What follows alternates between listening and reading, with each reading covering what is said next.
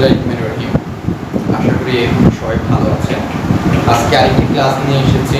সেই ক্লাসটি হলো কিভাবে অল্প সময়ে বর্গমূল নির্ণয় করা যায়, অর্থাৎ 10 থেকে 15 সেকেন্ডে কীভাবে বর্গমূল নির্ণয় করা যায় সেটি দেখানোর আমি চেষ্টা করব। আমি প্রথমে দুই ডিজিট, তারপর 3 ডিজিট, 4 ডিজিট এবং 5 ডিজিটের বর্গমূলগুলো কীভাবে সহজে নির্ণয় করা যায় সেটা দেখাবো। পরবর্তী আরেকটি ক্লাসে আমি 6 ডিজিটের বর্গমূল কীভাবে নির্ণয় করা যায় সেটা দেখাবো। তো আশা করি আপনাদের ভিডিওটি ভালো লাগবে।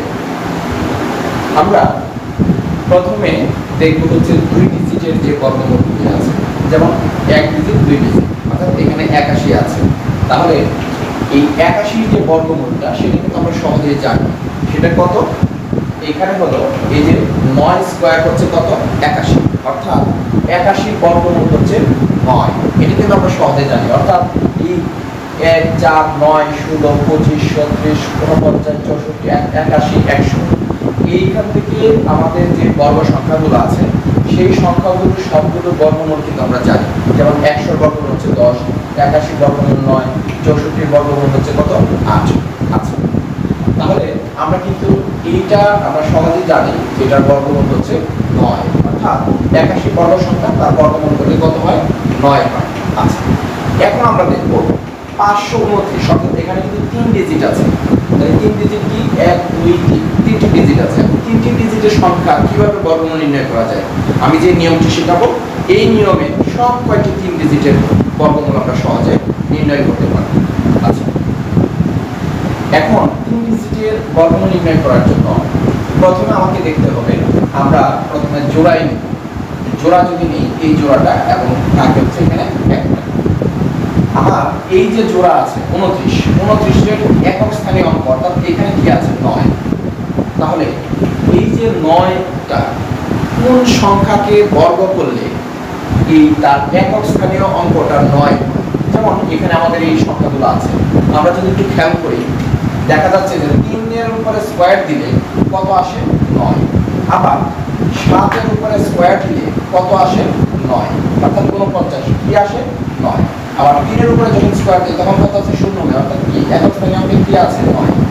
তার মানে বোঝা গেল যে আমার এই যে এখানে 9 আছে, এই 9 এর কারণে আমার দুইটা সংখ্যার বর্গ একক স্থানীয় অঙ্ক কি আসতে পারে? 9 আসতে পারে। তাহলে দুইটা সংখ্যা এখানে কি? একটা হচ্ছে 3 আর আরেকটা হচ্ছে 7। আচ্ছা, তাহলে আমাদের এই 9 এর কাজ করতে কি আমরা দুইটা জিনিস পেলাম, একটা হচ্ছে 3 আর একটা কি আসতে পারে? 7। তার মানে এই এক জোড়ার কাজ শেষ। এখন আছে কি? 5। এখন 5 এর কাছাকাছি, মানে 5 এর বর্গমূল তো ভগ্নাংশ চলে আসে, কিন্তু 5 এর কাছাকাছি কোন বর্গমূলটা আছে? যেমন 1 স্কয়ার হচ্ছে 1, 2 স্কয়ার হচ্ছে কত? 4, 3 স্কয়ার কত? 9। এখন এই 9 এর বর্গমূল কিন্তু 3, আবার 4 এর বর্গমূল কত? 2। তাহলে 5 এর কাছাকাছি যে বর্গমূল সংখ্যাটা সেটা কত হয়? 2 হয়। কারণ কেন? 2 স্কয়ার হচ্ছে 4 হয় আর 3 স্কয়ার 9 হয়। তাহলে তার মধ্যে কি আছে? এখানে সংখ্যা হচ্ছে 5। তার মানে বোঝা গেল এখানে কত হবে? 5 এর বর্গমূল হবে 7। এখন আমরা এইখানে যে সংখ্যাটা পেয়েছি, অর্থাৎ যে বর্গমূলটা পেয়েছি, আমাদের কাজ হলো এই যে 2 আছে, এই 2 সংখ্যা পরের সংখ্যাটার সাথে এটা গুণ দেওয়া। তাহলে আমার আছে হচ্ছে 2 আর 2 এর পরের সংখ্যা হচ্ছে কত? 3। তাহলে কত আসে? 6। এখন যে 6 বের হয়েছে, এই 6 এর চেয়ে 5 কি ছোট না বড়? অবশ্যই এই 6 এর চেয়ে এই 5 ছোট। যেহেতু ছোট, তার মানে আমার সাথে এই 3 আর 7 এর মধ্যে আমি ছোট সংখ্যাটা 2 এর সাথে নিব। এই 2 এর সাথে এই যে 3, অর্থাৎ 23 হবে তা এই 529 এর বর্গ। এখন যদি 6 এর চেয়ে 5 ছোট না হয়ে যদি বড় হতো, তাহলে আমরা 2 এর সাথে কত নিতাম? 7, অর্থাৎ 27 নিতাম। কিন্তু যেহেতু 6 এর চেয়ে 5 ছোট এসেছে, সুতরাং আমরা এখানে 2 এর সাথে নিলাম কত? 3, অর্থাৎ 23। এই 23 হবে তখন উত্তর। আচ্ছা, আমরা আরেকটা অঙ্ক দিলে মোটামুটি ক্লিয়ার হয়ে যাবে। এখানে আমরা আরেকটা অঙ্ক দিয়েছি, সেটা হলো আমাদের, আমরা যদি জোড়ায় নিই তাহলে এটা এক জোড়া আর এটা থাকে। তাহলে আমাদের দেখতে হবে 25 এর মানে 5 মিলাইতে হবে, অর্থাৎ কোন সংখ্যার বর্গ 5 আসে। তাহলে আমরা এখান থেকে যদি দেখি 5 আসে হচ্ছে 25 অর্থাৎ 5 স্কয়ার।